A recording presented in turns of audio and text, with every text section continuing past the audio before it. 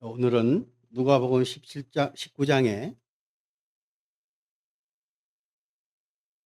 주님께서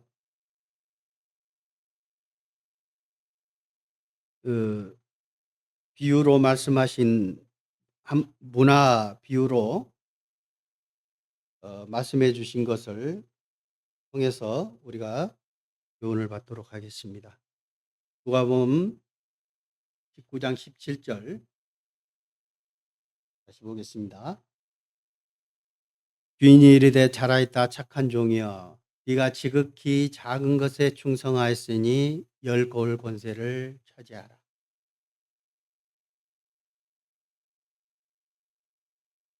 이 말씀은 예수님이 예루살렘 성전에 들어가시기 전에 하신 말씀입니다. 그래서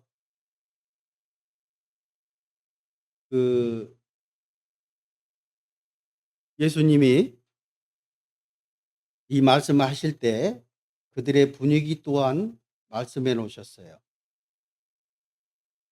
그리고 이것을 통해서 그리스도인들이 하나님을 믿는 자들이 어떻게 해야 되는지를 말씀해 주시고 또 이 말씀을 하시기 전에 주님이 어떻게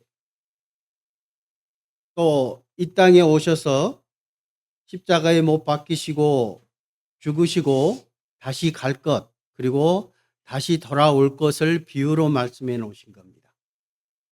먼저 19장 11절 말씀입니다.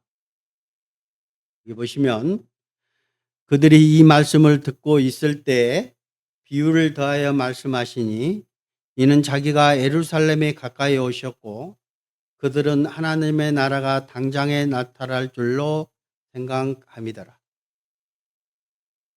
예수님이 오시고 예루살렘에 입성하는 그 날까지 이스라엘 백성들은 예수님이 그동안 이 땅에 오셔서 공생의 기간 동안 주님께서 하신 일들을 그들은 다 봐왔습니다. 그리고 예수님이 행하신 그 모든 일 가운데 많은 사람들이 그를 쫓고 그를 따랐습니다. 정말 많은 사람들이 따랐어요. 그리고 예수님이 행하신 모든 이적뿐만 아니라 표적도 마찬가지고 예수님께서 하신 모든 일들을 보아왔습니다. 그래서 이스라엘 백성들은 그 상황이 지금도 로마의 지배하에 있기 때문에 그 나라가 없었고 자기네들이 섬기는 하나님을 제사 지낼 곳이 없었던 곳입니다. 그래서 그들은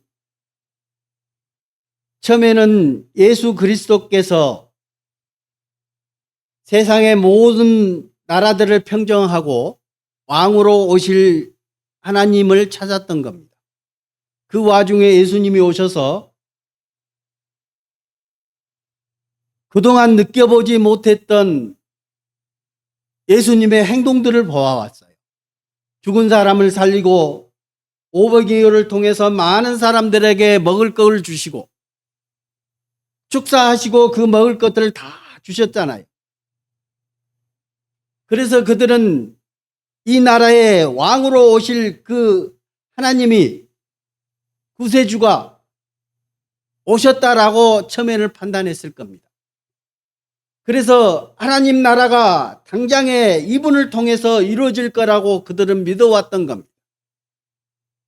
근데 주님은 그 질문을 할 때마다 영혼에 대해서만 얘기합니다. 그리고 자기가 이 땅에서 죽고 다시 부활하고 하늘나라로 갈 것을 얘기하고 있는 겁니다. 그들과 전혀 상관없는 얘기들을 하고 계셨어요. 그래서 그들은 실망의 실망을 거듭한 끝에 예수 그리스도를 십자가에 못 박혀 죽이는 거기에 동조하게 됩니다. 그런 와중에 주님께서 비유로 또 이런 비유로 말씀해 주시는 겁니다. 누가복음 19장 12절 말씀입니다. 3절. 이렇게 얘기해 주시는 거예요. 12절. 이르시되 어떤 귀인이 왕인을 가지고 오려고 먼 나라로 갈 때 그 종 열을 불러 은화 10문화를 주며 이르되 내가 돌아올 때까지 장사하라 하니라.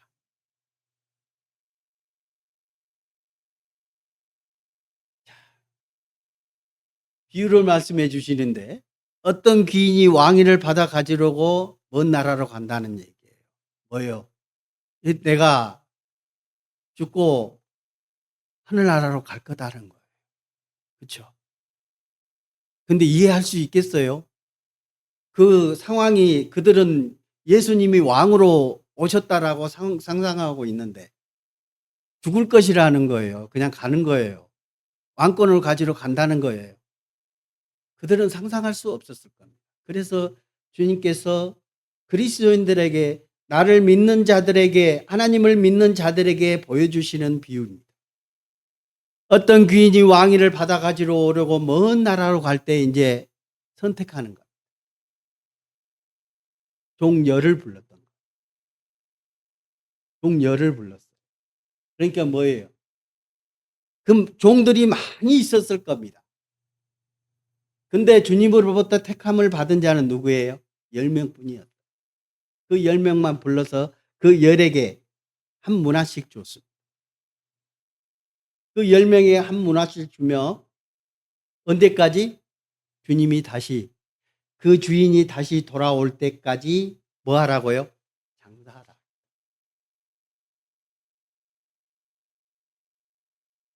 먼저는 주님께 선택받은 자였던 거예요. 그 10사람. 그 10사람의 종은 주님으로부터 선택받은 자. 어떤 분들은 이 10사람이 제자들이라고도 얘기도 하고 어떤 분들은 그 10사람이 구원 얻은 자들에게도 얘기들을 합니다. 교회라는 표현도 쓰기도 합니다. 근데 그 10사람들에게 하나님으로부터 선택받은 자, 10에게. 우리도 선택받았죠. 그래서 이사야 43장에는 이렇게 얘기합니다. 우리가 잘 아시는 말씀입니다. 10절, 나 여호와가 말하노라. 너희는 나의 증인 나의 종으로 택함을 입었나니 이는 너희가 나를 알고 믿으며 내가 그인 줄 깨닫게 하려 함이라. 나의 전에 지음을 받은 신이 없었느니라. 나의 후에도 없으리라. 여기서 대체적으로 얘기하실 때는 나 여호와가 말하노라 너희는 나의 증인이다. 대부분 이 증인이 이스라엘이라고 얘기를 할 겁니다. 맞습니다. 유대인들이 이스라엘이 그들을 통해서 하나님을 증거하고 그들의 모든 역사를 통해서 주님을 나타내고 주님을 증거하는 역사였습니다. 우리가 아시다시피 전 세계의 어떤 민족에게도 미리 기록된 역사는 없었습니다. 그러나 이스라엘에게만큼은 미리 기록된 역사였습니다. 그리고 어떤 이들은 이 증인이 교회를 얘기할 수도 있습니다. 교회를 통해서 하나님이 역사하시고 그들을 통해서 세상 돌아가는 길들을 알려주실 뿐만 아니라 그들을 통해서 하나님을 나타나고 증거하기 때문에 그리고 그 하나님을 전파하는 역할을 하는 겁니다. 이는 너희가 나를 알고 믿으며 내가 그인 줄 깨닫게 하랴. 세상 모든 사람들에게 하나님을 알고 하나님을 깨닫게 해주시는 게 하나님의 증인이고 그리고 하나님의 종으로 택함을 받아. 여기에 해당하십니까? 또 볼까요? 우리가 잘 아시는 베드로전서 2장 9절입니다. 그러나 너희는 택하신 족속이요 왕같은 제사장들이요 거룩한 나라요 그의 소유가 된 백성이니 이는 너희를 어두운 데서 불러내어 그의 기이한 빛에 들어가게 하신 이어 아름다운 덕을 선포하게 하려 하심이라. 이 말씀은 더욱더 우리에게 다가오는 말씀입니다. 특히 예수 그리스도를 알고 주님의 은혜로 말미암아 구원받은 그리스도인들에게는 더욱더 다가오는 말씀이지 않습니까? 우리 너희는 택하신 족속, 주님으로부터 선택받은 백성입니다. 그리고 왕 같은 제사장들이다. 거룩한 나라다. 그의 소유된 백성이다. 하나님의 백성입니다. 이스라엘 백성이 주님을 증거하고 주님을 나타냈던 것처럼 우리 또한 교회를 통해서 주님께서 우리를 통해서 주님의 뜻을 나타내고 주님의 말씀을 증거하고 세상 가운데 주님의 복음을 전하는 그 길에 우리를 사용해 주시는 것. 그렇죠? 아까 그 종 열을 선택하신 거죠. 근데 그 종 열에게는 뭐라고요? 한 문학씩 주시고 어떻게 하라고요? 이제는 장사하라고. 장사하기가 쉬울까요? 누가복음 19장 15절. 귀인이 왕인을 받아가지고 돌아와서 은화를 준 종들이 각각 어떻게 장사했는지를 알고자 하여 그들을 부르니. 그들이 주님께서 오셔가지고 부르셨던 겁니다. 우리도 머지 않았습니다. 우리가 오늘 아침에도 얘기했고 그동안도 많은 얘기들을 했습니다. 주님께서 오실 날이 정말 가까워진 것 같다. 그러면 뭐예요? 우리를 부를 날이 얼마 안 남았다는 거예요. 우리에게 주님께서 이 종들에게 얘기하셨던 것처럼 또한 우리를 부르실 겁니다. 이 종들에게 주님께서 불러주시고 그들에게 그 장사를 어떻게 했는지를 묻습니다. 여러분, 장사하기가 좀 전에 제가 질문 드렸던 것은 쉬운가요? 절대 쉽지 않습니다. 왜요? 장사해 보신 분들이야. 확률이 너무너무 낮습니다. 그리고 제가 옛날에 사업을 한다고 우유 대리점을 한 적이 있습니다. 한 5년 가까이 했는데요. 앞으로는 되게 많이 남습니다. 계산적으로 하면 앞으로는 막 엄청 많이 남았어요. 한 달에 500만 원, 1000만 원씩 남았어요. 근데 특히 우유는 그게 안 되더라고요. 수금이 안 되면 완전 도루묵입니다. 나중에 정산해고 보면은 왜 들어야 될 돈이 안 들어오니까요. 계산적으로 매출은 내가 남는 게 돈 1000만 원 남았어요. 근데 그 물건값 보내주고 내 손에 쥐은 건 얼마 안 되는 거예요. 정말 어려워요. 그리고 잠도 못 잤어요. 새벽에 한 3시쯤 일어나서 일하기 시작했었거든요. 새벽에 일어나서 3시쯤에 그 우유 배달하는 사람들 물건 갖다 주고 그다음에 돌아와서 이제 각 그 매장들 돌면서 계속 하루 종일 일을 합니다. 그러면 잠을 자야 되는데 잠잘 시간이 없어요. 그럼 하루에 거의 한 3-4시간 자고 일을 하는 경향들이 정말 많았어요. 정말 어려워요. 잘하는 사람은 잘해요. 능력 있는 사람.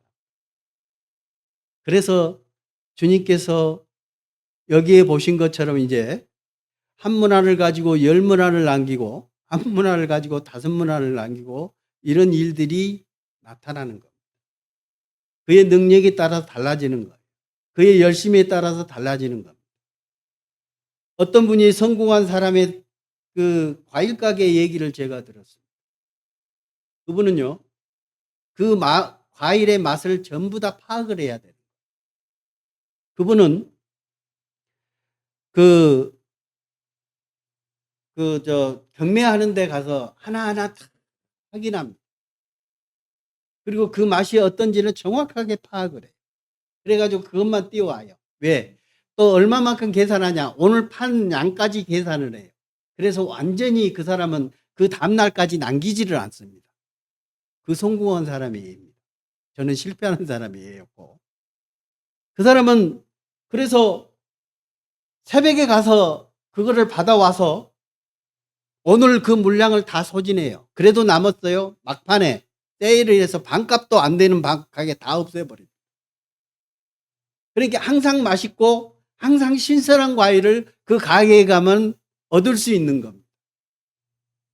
젊은 사람이었는데 그 사람이 그 성공하는 비결을 얼마만큼 이 사람의 노력과 그 계획이 없었다면 성공할 수 없었던 거예요. 그래서 저는 이 성경을 통해서 봤을 때 이 한 문화로 10문화를 남긴 이 사람에게 얼마나 큰 노력이 있었을까, 얼마나 큰 희생이 있었을 거라 하는 겁니다. 16절. 주인 앞에 이제 와서 그 주인 앞에 와서 이제 정산을 합니다. 그 첫째가 나와 이르되 주인이여 당신의 한 문화로 10문화를 남겼나이다. 주인이 얘기하십니다. 주인이 이르되 잘했다, 잘하였다, 착한 종이여. 내가 뭐라고요? 지극히 작은 것에 충성하였으니 10골 권세를 받으라. 차지하라. 지극히 작은 거라. 기본이라는 거. 그것 때 충성했다. 하나님께 충성하는 일이 정말 많습니다. 내가 100% 주님께 충성할 수 있다. 아니면 반이라도 충성할 수 있다. 그분은 어마어마할 겁니다. 사도 바울도 주님께 충성하는 그 충성 자체가 한 반은 했을까요? 그렇지 않았을 거예요. 우리 인간으로서는 정말 지극히 작은 거에만 충성을 해도 정말 크다는 것. 주님이 보는 기준과 우리 사람이 보는 기준은 너무너무 다를 겁니다. 근데 이 첫 번째 이 종은 주님께서 주신 한 문화로 10문화를 남겼어요. 10배를 남겼어요. 이 첫 번째의 그 충성도가 얼마나 크다는 것을 우리는 느낄 수 있습니다. 그가 얼마나 큰 희생을 치르고 노력했다는 것이 보여진. 그래서 주님께서 이 첫 번째에게는 뭐래요? 잘하였다, 착한 종이라는 칭찬을 해 주십니다. 또 두 번째입니다. 두 번째 종입니다. 그 둘째가 와서 이르되 주인이여 당신의 한 문화로 5문화를 만들었나이다. 주인이 그에게도 이르되 너도 5 고울을 차지하라 하고. 여기는 좀 빠져 있어요. 칭찬. 그렇죠?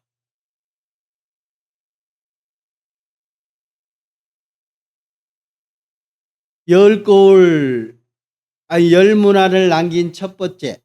두 번째는 5문화를 남겼는데 주님은 뭐예요? 너도 5 고울을 차지하라. 뭐가 있다는 거예요? 상급이 있다. 네가 노력한 만큼 주님이 오셨을 때, 주인이 왔을 때 그것을 상계할 때 상급이 있다는 것을 얘기해 주시고.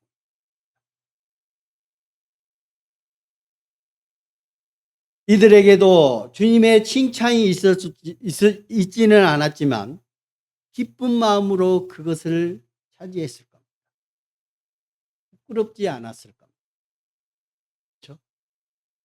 그래서 주님께서는 우리에게 항상 뭘요? 고울을 차지한 만큼 우리에게 주님은 준비해 놓고 계십니다. 뭘요? 우리가 한 만큼 주님께서 그 상을 주시겠다는 것. 마태복음 16장 27절 28절 말씀입니다. 인자가 아버지의 영광으로 그 천사들과 함께 오리니 그때 각 사람이 행한 대로 갚으리라. 진실로 너희에게 이르는 여기 서 있는 사람 중에 죽기 전에 인자가 그 왕권을 가지고 오는 것을 볼 자들도 있느니라. 그 제자들 앞에서 주님이 말씀하신 것. 하시기 전에, 이 세상을 떠나시기 전에 주님께서 제자들에게도 똑같은 말씀을 하신 거예요. 인자가 아버지의 영광으로 그 천사들과 함께 올 거다. 좀 전에 주인이 왕권을 가지고 온 것처럼 예수님도 이제는 왕권을 가지고 주님께서 다시 오시겠다 하는 것. 그 종들에게 각자의 고을을 다스릴 수 있는 권한을 주신 것처럼 주님께서도 오시면은 각 사람에게 그 행한 대로 갚아주시겠다 하고 주님은 말씀하고 계십니다. 그리고는 뭐라고 그래요? 여기 서 있는 사람 중에 인자가 왕권을 가지고 오는 것을 볼 자들도 있다. 하나님은 시 공간을 초월하시는 분. 아시죠? 여기 있는 사람 중에 누구인지.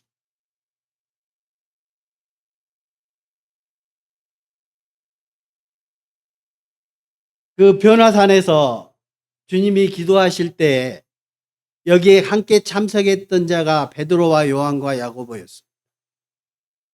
그들은 그 변화산에서 모세와 엘리야를 직접 봤습니다. 그래서 그들은 그 변화산은 거기에다가 뭐라고요? 초막셋을 짓겠다라고 얘기했어요.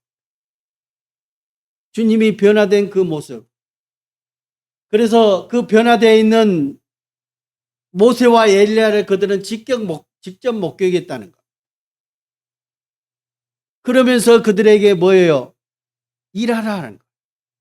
장사하라는 것. 주님의 뜻 안에서 함께 하라는 것. 고린도후서 5장입니다. 8절. 우리가 담대하여 원하는 바는 차라리 몸을 떠나 주와 함께 있는 그것이라. 그런즉 우리는 몸으로 있든지 떠나든지 주를 기쁘시게 하는 자가 되기를 힘쓰노라. 이는 우리가 다 반드시 그리스도 심판대 앞에 나타나게 되어 각각 선악간에 그 몸으로 행한 것을 따라 받으려 합니다. 사도 바울이 고린도 교회에 편지하면서 하신 말씀입니다. 우리가 담대하여 원하는 바가 차라리 몸을 떠나 주와 함께 있는 그것이다.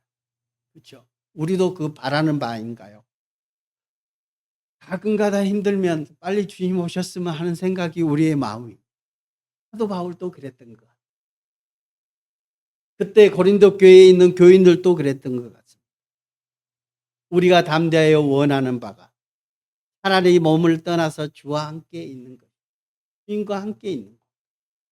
그곳에 가면 눈물도 없고 고통도 없고 고난도 없고 얼마나 기쁨만이 있는 그곳에서 살아가기를 우리가 원하는 거 아닙니까? 그러나 9절에는 그렇게 얘기해 주시죠. 그런즉 우리는 몸으로 있든지 떠나든지 주를 기쁘시게 하는 자가 되기를 힘씁니다. 주님께서 그 열종을 통해서 한 문화씩 주시며 장사하라 하신 것처럼 우리가 주님을 떠나지 않든지 간에 주님을 그 뜻에 합당하게 우리가 장사하는 겁니다. 열매를 맺혀가야 되는 게 우리의 임무인 거예요. 그리고 결과는 10절입니다. 이는 우리가 다 반드시 그리스도의 심판대 앞에 나타나게 되어 각각 선악간에 그 몸으로 행한 것을 따라 받으려 합니다. 어떤 분은 그런 얘기 하시더라고요. 주님 앞에 가면 단체상이 없다.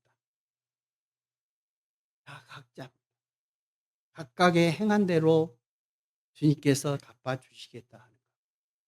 아까 그 열종에게 얘기했던 첫째, 둘째, 셋째, 넷째, 다섯째. 다 각자의 일한 대로 주님 앞에 가면 받을 겁니다. 그렇죠? 근데 우리가 잘 아시는 마지막 사람입니다. 20절. 또 한 사람이 와서 이르되 주인이여 보소서 당신의 한 문화라가 여기 있나이다. 내가 수건으로 쌓아두었었나이다. 이는 당신이 엄한 사람인 것을 내가 무서워함이라. 당신은 두지 않는 것을 취하고 심지 않는 것을 거두나이다. 이거 잘못 이해하면 이상해집니다.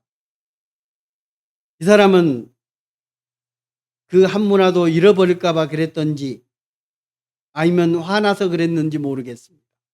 하나님을 오해했습니다. 뭐예요? 그 한 문화 쌓아놨어요. 수건에서 쌓아두고 놔뒀다가 에이 뭐예요? 게으른 자. 주님께서 장사하라고 했는데 그게 하기 싫었던 겁니다. 그리고 뭐예요? 오해한 거예요. 주님을. 뭐라고요? 21절에 보면 이는 당신이 엄한 사람인 것을 내가 무서워합니다. 그리고 당신은 두지 않는 것을 취하고 심지 않는 것을 거두나이다. 두지 않는 것을 취한다는 건 뭐예요? 당신이 그 문화를 줄 때 당신이 일하지 왜 나한테 일을 시켜 이거예요. 그리고 이 모든 책임이 누구에게 있다는 거예요? 주인에게 있는 거예요. 당신 돈인데 당신이 장사해서 남기지 왜 나한테 남기라 해갖고 그 남긴 것을 네가 취하냐. 하나님께 책임을 돌려. 나는 그냥 가만히 있기만을 원하는 거예요. 아무것도 안 하고. 받았으면 받은 것을 가지고 남겨야 되는데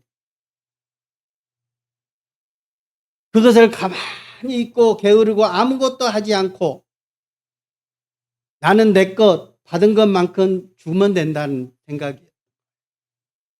그리고 불합리하다는 겁니다. 내가 노력해서 하는 것. 자기 소유권이 주님께서 받은 그 자체가 우리가 주님께서 받은 은혜에 대해서는 생각지 못한 것. 구원을 어떻게 받으셨어요? 내가 노력해서 받으셨습니까? 내가 주님 앞에 한 게 이만큼이라도 있습니까? 없는 것. 처음부터 끝까지 주님께서 모든 것을 다 은혜로 주셨어요. 그래서 그 은혜 때문에 우리가 주님을 위해서 희생하고 노력하는 거 아닙니까? 그렇죠? 근데 이는 그것이 그 은혜가 정말 모르겠습니다. 믿음으로 정말 그걸 받아들였을까요? 하나님을 오해했다는 겁니다. 그래서 주님께서 이렇게 말씀하십니다. 22절. 주인이 이르되 악한 종아 네가 네 말로 너를 심판하노니 너는 내가 두지 않는 것을 취하고 심지 않는 것을 거두는 엄한 사람인 줄로 알았느냐. 그러면 어찌하여 내 돈을 은행에 맡기지 아니하였느냐. 그리하였으면 내가 와서 그 이자와 함께 그 돈을 찾았으리.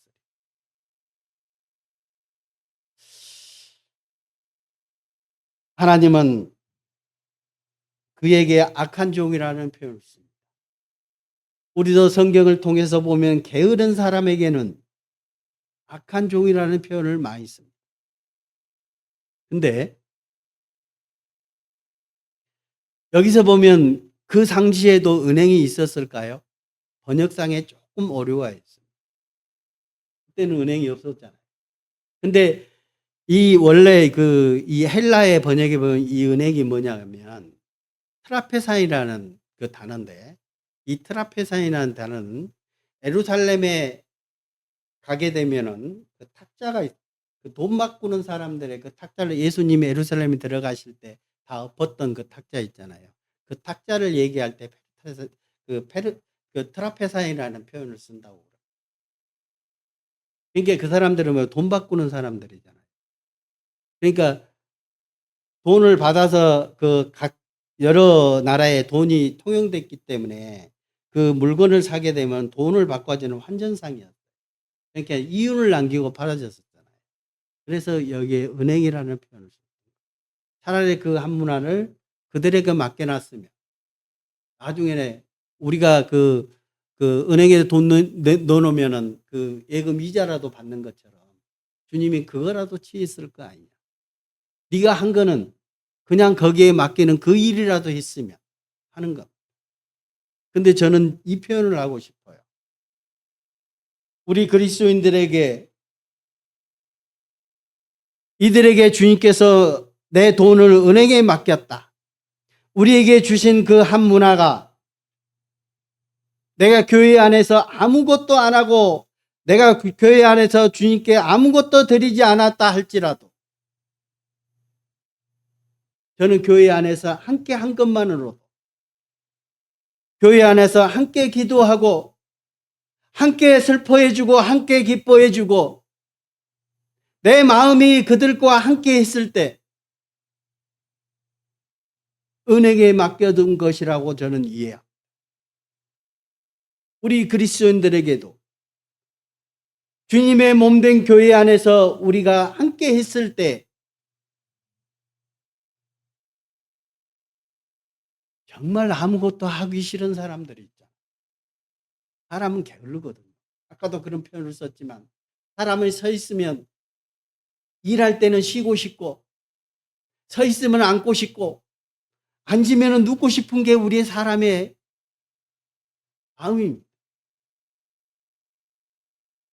저도 일하다 보면 항상 그것이 이렇게 나와요. 이상하게. 오늘은 쉬고 싶다. 그리고 제가 참 게으른 게요. 죄송합니다. 집에 가면 제가 무슨 일이 분명히 있는데 집에 가면 나오기 싫어요. 왜 그런지 모르겠어요. 저만 그런가요? 이상하게 집에 가면 다시 나와야 되는데 그 나오기가 싫어요. 그래서 다른 일을 미룹니다. 우리의 모습이 아닌가 싶어요. 저는 이 마지막 그 종이 어떤 때는 나라는 생각이 많이 들었어요. 교회 안에서 정말 희생하고 노력하고 적극적이고 주님을 위해서 드릴 수 있는 마음이지만 근데 행동은 그에 못지않게 게으르는 그 상황을 봤을 때 어떤 때는 이 주님이 말씀하신 그 악한 종이 나이지는 않을까 그런 생각을 가끔씩 해봅니다.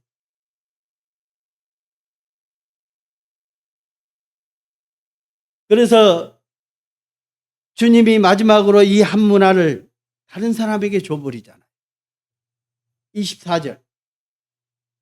곁에 섰는 자들에게 이르되 그 한 문화를 빼앗아 10문화 있는 자에게 주라. 아니 그들이 이르되 주여 그에게 이미 10문화가 있네. 겸손이죠. 여러 가지 많은 것을 남겼던 이들에게는 겸손이 따르는 거예요. 왜? 순종했기 때문에. 알거든. 그리고 주인이 이르되 내가 너에게 말하노니 무릇 있는 자는 받겠고 없는 자는 그 있는 것도 빼앗기리라. 상급이 없다는 거예요. 그래서 하나님은 일하지 않고 아무것도 하지 않는 사람에게는 어떻게 하라고요? 먹지도 말라고 했습니다. 음식도 취할 뭐가 없다는 겁니다. 데살로니가 후서 3장 10절 우리가 너희와 함께 있을 때에도 너희에게 명하기를 누구든지 일하기 싫어하거든 먹지도 말게 하라 하였더니 우리가 들은즉 너희 가운데 게으르게 행하여 도무지 일하지 아니하고 일을 만들기만 하는 자들이 있다 한다. 데살로니가 교회도 그랬던 것 같아요. 일하지 않는 사람에게는 손짝도 주지 말고 아무것도 하지 말고 먹지도 말게 하라. 그렇게 얘기했더니 이 사람들이 일도 안 하고 그냥 지금의 세상도 그럴 것 같아요. 세상 사람들은요. 요즘에 AI 시대다 보니까 사람들이 일 안 하고 받는 것만 많이 받기를 원해요. 저도 사람들을 부려보고 사람들하고 같이 일해보고 젊은 사람들하고도 일을 많이 해봤습니다. 특히 우리나라 같은 경우는 그렇게 많아요. 힘든 일은 전부 다 누가 차지하고 있어요? 외국인들이 일하기 싫어. 그 사람들도 다를까요? 그 사람들도 어느 정도 수준이 되면요, 또 그럴 겁니다. 우선은 먹고 살기 쟤네들이 어느 정도 우리나라가 못 살 때는 정말 일 열심히 했습니다. 옛날에 우리 형도 사우디에 가서 엄청 일했습니다. 그 더운 날씨에. 그래서 한국인들은 알아줬습니다. 왜? 점심시간에도 그들은 잠을 자야 되는데 한국인들은 일하고 있거든요. 그랬던 우리나라 사람들이었습니다. 근데 지금에 와서는 어때요? 일하기 싫어. 편하고. 그 일만 찾아요. 그러니까 사람들이 일할 데가 없다고 하는 겁니다. 편하고 돈 많이 주는 직장은 누구나가 너나 피 터집니다. 서로 들어가려. 조금만 힘들면 며칠 일 못해요. 그냥 떠납니다. 외국인들도 마찬가지. 요즘 우리나라 외국인들 정말 많이 들어옵니다. 근데 조금만 힘들잖아요. 돈은 조금 적게 주잖아요. 같은 돈을 줘도 힘든 일이 있으면 금방 떠나버려요. 일 안 해요. 며칠 일하고 그냥 떠나버려요. 정말 붙잡기 힘듭니다. 세상이 그렇다는 겁니다. 지금 말씀하신 이 말씀이 지금 우리 세상을 얘기하고 있는 것 같아요. 지금으로부터 2000년 전에 기록된 이 성경이 그때도 그랬겠지만 지금은 더 심해졌다는 겁니다. 우리가 들은즉 너희 가운데 계를 계행하여 도무지 일하지 아니하고 일을 만들기만 하는 자들이 있다. 교회 가운데도 그랬어요. 교회 가운데에서 희생하지 아니하고 협력하지 아니하고 또 그 마음들이 협력하지 않고 맨날 뭐 꼬투리만 잡아가지고 일으키려고 하는 사람들이 있는 거예요. 주님을 위해서 희생하고 주님을 통해서 성령의 열매들을 맺혀가야 되는 게 우리의 본분이지만 그 본분을 망각해버리고 그것 또한 일이라고 생각하는 거예요. 희생이라고 생각하는 거예요. 하기 싫어지는 거예요. 게을러지는 거예요. 그것들이 우리의 모습 가운데 나타나고 있어요. 심겨져 있는 거예요. 이것들을 없애야 되지 않겠습니까? 주님은 계속적으로 말씀하고 계십니다. 거기서 떠나라 하는 거예요. 변화하라 하는 거예요. 그래서 주님께서는 우리에게 너희들이 희생한 만큼 주님께서 꼭 갚겠다 하는 것이 주님께서 계속적으로 말씀하고 계신 거예요. 시편 62편 11절 하나님이 한두 번 하신 말씀을 내가 들었느니 권능은 하나님께 속하였다 하였도다. 주의 인자함을 주께 속하오니 주께서 각 사람이 행한 대로 갚으심이니 각 사람이 행한 대로 주님께서 갚으시겠다 하는 겁니다. 하나님이 한두 번 말씀하신 거 왜 강조해서 말씀하신 거예요? 계속적으로 강조해서 말씀하신 거예요. 이사야 3장 너희는 의인에게 복이 있으리라 말하라. 그들은 그들의 행위의 열매를 먹을 것이니 악인에게는 화가 있으리니 이는 그의 손으로 행한 대로 그가 보응을 받을 것이니. 그렇죠? 주님은 의인에게는 복을 악인에게는 저주를 내리는 게 합당한 겁니다. 악한 자에게는 악한 대로 주님께 충성한 자는 충성된 대로 주님께서 합당하게 복을 내리시겠다. 마지막 그 요한계시록에 보면은 저는 이 말씀이 참 행복한 말씀 같아요. 왜 그러냐면은 우리가 주님께만 있기만 하면은 주님께는 이미 우리에게 줄 상을 예비해 놓으셨다는 거거든요. 우리는 그것을 생각하지 않아도 주님은 이미 예매해 놓으신 거예요. 10절 내가 또 내게 말하되 이 두루마리의 예언의 말씀을 임봉하지 말라. 때가 가까우니라. 불의를 행하는 자는 그대로 불의를 행하고 더러운 자는 그대로 더럽고 의로운 자는 그대로 의를 행하고 거룩한 자는 그대로 거룩하게 하라. 보라 내가 속히 오리니 내가 줄 상이 내게 있어 각 사람에게 그가 행한 대로 갚아주리라. 내가 줄 상이 내게 있다. 이미 준비해 놓으신 거 분명히 있다는 거. 주님께서 우리에게 너희가 한 만큼 각 사람에게 행한 만큼 주시겠다고 약속하신 겁니다. 준비해 놓으신 겁니다. 얼마나 받으시겠습니까? 대부분 사람들이 그리스도인들이 겸손하다고 얘기들을 합니다. 겸손하다 보니까 상급 없어도 됩니다. 그렇죠? 천국만 가는 것도 얼마나 큰 행복이겠습니까? 지옥만 가지 않는 것도 얼마나 큰 행복이겠습니까? 믿는 자들은 그럴 겁니다. 근데 주님께서 상까지 주신대요. 그 영광은 비교할 수 없을 겁니다. 많은 천사들 앞에, 많은 성도들 앞에서, 많은 선진들이 지켜보는 그 가운데에서 우리가 주님께 상을 받는다. 얼마나 큰 영광이겠습니까? 그래서 어떤 분은 그게 안 되면 하늘에 있는 상을 보고 일하라 이렇게 얘기하잖아요. 그렇죠? 그것도 안 돼. 하나님께서 주실 그 상급을 보고 일하라는 거예요. 안 되면. 내가 은혜 가운데 그게 되지 않는다면, 그렇죠? 만약에 어떤 일을 하는데 이것만 하면은 다이아몬드 이딴만한 걸 준다고 그러면 일 안 할까요? 뭐라고 할 겁니다. 모든 거 다 투자해서 딱 그거 갖다 놓고, 예? 딱 보이는 데 갖다 놓고 하면은 이거 줄 거야. 그러면은 내 모든 거 다 바쳐서라도 일할 겁니다. 내 모든 목숨까지도 바치려고 할 겁니다.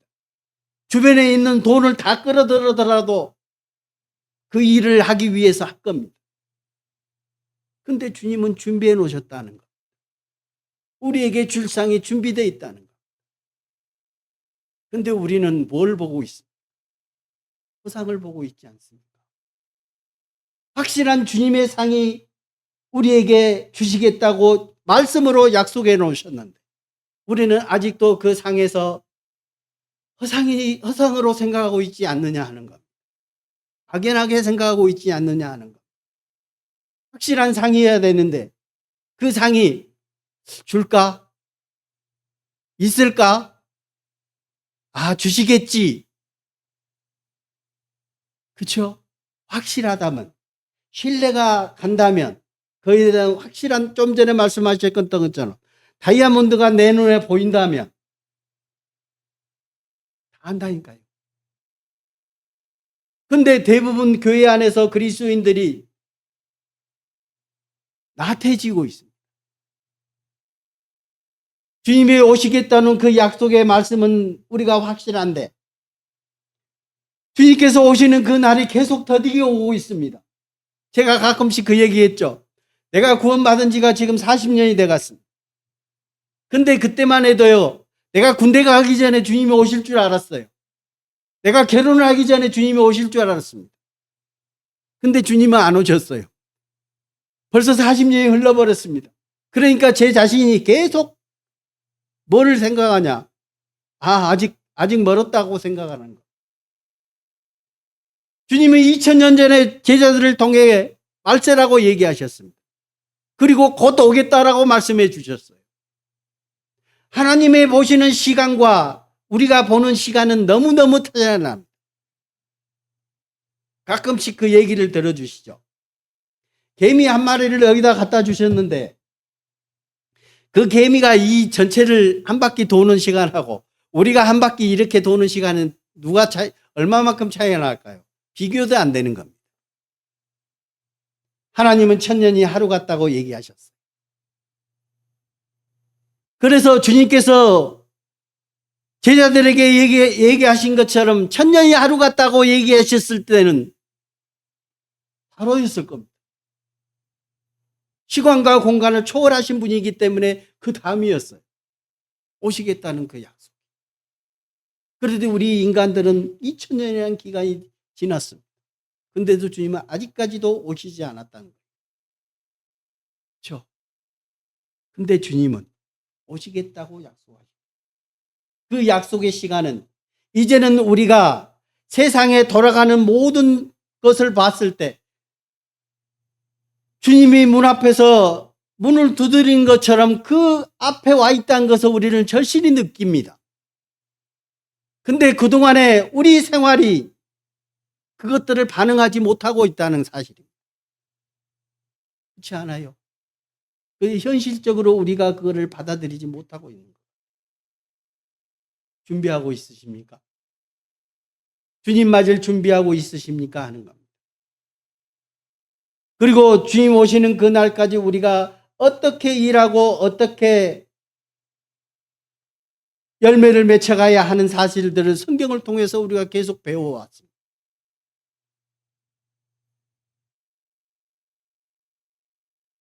이 성경을 좀 보겠습니다. 고린도전서 3장. 여기 보시면 우리가 어떤 터 위에다가 주님께서 마련하는 터 위에다가 집을 짓는 과정을 얘기해 주시고 있습니다. 10절. 내게 주신 하나님의 은혜를 따라 내가 지혜로운 건축자와 같이 터를 닦아두매. 하나님이 닦아놓으셨습니다. 다른 이가 그 위에 세우나 그러나 각각 어떻게 그 위에 세울까를 조심할지. 왜 조심하라는 겁니까? 그 다음에 나옵니다. 11절. 내가 닦아둔 것 외에 특히 다른 터를 닦아둘 자가 없으니 이 터는 곧 예수 그리스도시니라. 먼저는 주님의 터 위에 세우셔야 되는 겁니다. 예수 그리스도 터 위에 세워야 되는 겁니다. 믿지 않고 주님의 터 위에 세우지 않고 있는 사람들 정말 많습니다. 이 세상 가운데도 많습니다. 어떤 터에다가 자기네들이 만든 터 위에다 세워놓고 내가 주님께 이만큼 지어놨다라고 얘기하는 사람들이 많습니다. 먼저는 터가 가장 중요한 것. 그리고 12절. 온전한 터 위에 세웠지만은 이제 그것들이 달라지는 겁니다. 만일 누구든지 금이나 음이나 보석이나 나무나 풀이나 집으로 이 터 위에 세운다는 것. 여러 가지로 자기의 생각과 기준을 가지고 주님의 말씀에 순종함으로 그들에게 그 터 위에다 세워나갈 겁니다. 근데 금, 음, 보석, 나무, 풀, 집으로 세울 겁니다. 근데 하나님께서 오시면은 13절 각 사람의 공적이 나타날 터인데 그날에 공적을 밝히리니 이는 불로 나타낼 것이다. 그 불이 각 사람의 공적이 어떠한 것을 시험할 것입니다. 그러면 불이 싹 지나가면 어떻게 될까요? 금은 보석은 그대로 남아있을 것인데 나무나 풀이나 집은 뭐예요? 없어지는 거. 금은 보석은 집을 짓는데요. 터 위에다 집을 짓는데 금은 보석은 쉬워요? 어려워요? 정말로 어렵습니다. 왜? 우리가 성전에 대해서 공부했잖아요. 성전을 지어가는데 그 성전에 금을 펴고 당금질하고 순금을 뽑아내서 당금질하고 펴고 만들어서 그렇게 해서 집어넣어야 돼요. 그렇게 해서 만들어져야 돼요. 어렵습니다. 깎아서 그 가공하기가 너무너무 힘듭니다. 근데 나무 풀 집어넣어요. 순식간에 지어집니다. 너무너무 쉽습니다. 어렵지 않습니다. 노력이 많이 필요하지 않아요. 옛날에 그거 생각나십니까?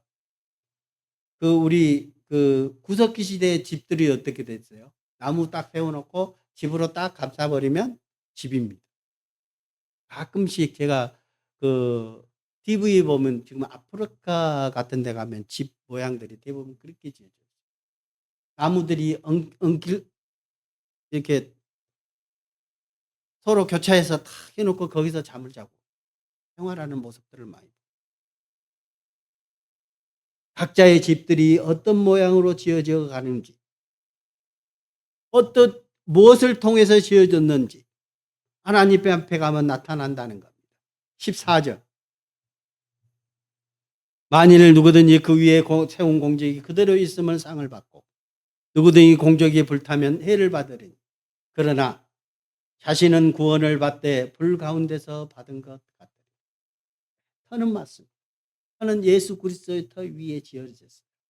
그러나 주님 앞에 갔을 때 그 터 위에 하나도 남지 않은 경우가 있을 수 있다는 것. 아까 종 10 가운데 마지막 한 사람이 그 문화를 그대로 가지고 온 것처럼 공적 위에 주님의 터 위에 주님이 불로써 심판하실 때 아무것도 남지 않고 그 터만 남아있을 그런 사람들에게 하신 말씀이잖아요. 그러나 자신은 구원을 받되 불 가운데서 받은 것 같다.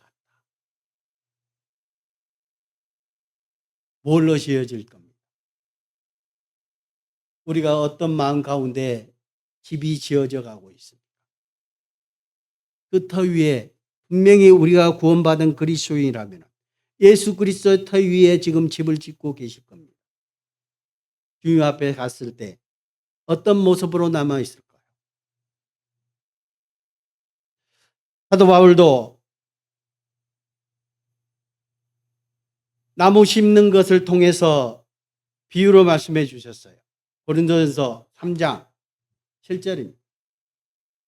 그런즉 심는 이나 물 주는 이는 아무것도 아니로되 오직 자라게 하시는 이는 하나님뿐이시니라. 심는 이와 물 주는 이는 한 가지나 각각 자기가 일한 대로 자기의 상을 받으리라. 우리는 하나님의 동역자들이요 너희는 하나님의 밭이요 하나님의 집이니라. 사도 바울이 고린도 교회에서 편지하면서 심는 이나 물 주는 이는 아무것도 아니다. 왜? 자기는 심었고 아볼로는 물을 주었다. 우리 가운데 그러신 분들 되게 많습니다. 말씀을 전하고 그 다음에 그분들이 오시면 말씀을 전한 자가 오면 그분들을 양육하고 길러주고 감싸주고 그렇죠? 대부분 옛날 대가족 제도에서는 뭐예요? 아기 하나 나오면 누가 다 돌봤어요? 가족들이 다 돌봤어요. 함께 돌봤어요. 아기가 한 사람이 태어나면 그 가족들이 동생들이 아니 언니들이 누나들이 오빠들이 다 그것들 애를 얻고 다니고 다 돌봤어요. 우리 교회 안에서 그런 모습이지 않습니다. 한 영혼이 태어나고 그 영혼이 태어나면 주변에 정말 그것들을 위해서 희생하신 분들이 있다. 사도 바울은 심었다고 얘기해요. 아볼로는 그들에게 물을 주었다고 얘기했습니다. 근데 심는 이나 물지는 일은 아무것도 아니라는 것. 오직 태어나게 하시고 만드시고 자라게 하시는 분은 하나님이라는 거예요. 하나님뿐이.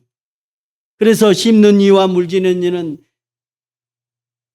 한 가지나 각각 자기가 일한 대로 자기의 상을 받을 것이라.